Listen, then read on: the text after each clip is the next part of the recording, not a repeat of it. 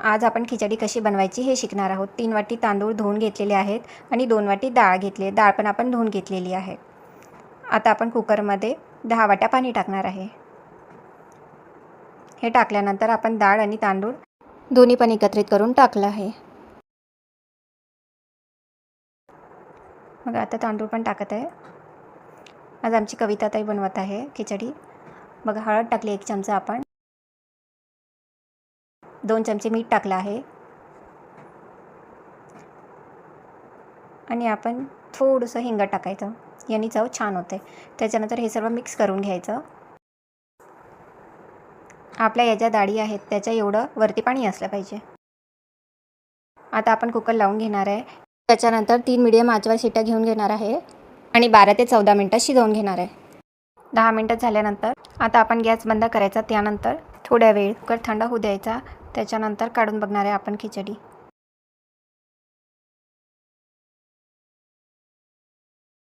बघा किती छान झालेली आहे खिचडी।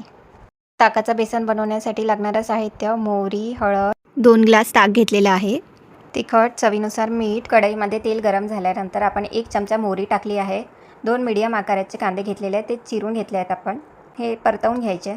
2 ग्लास ताक घेतलेलं आहे, पाऊण वाटी त्याच्यामध्ये बेसन टाकायचं। त्यानंतर रवीने फिरवून घ्यायचं, म्हणजे त्याच्यात गोळे नाही राहिले पाहिजे काहीच। कांद्याकडे पण लक्ष द्यावं लागेल। कांदा परतवून घ्यायचा एकदा।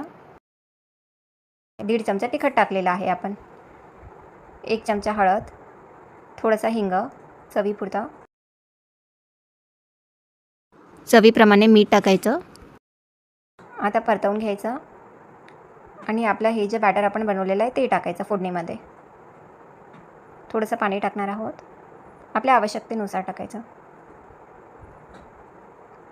आता आपण हे 5 मिनिटं शिजवून घेणार आहोत। 5 ते 6 उकळ्या आल्या म्हणजे बेसन शिजलेलं आहे असं समजायचं। ताकाचं बेसन तयार झालेलं आहे। खिचडीचं तेल तयार करणार आहे।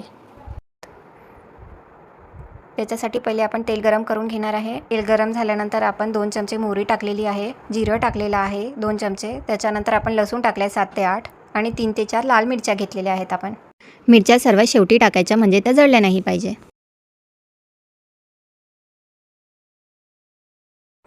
खिचडीचं तेल तयार झालेलं आहे।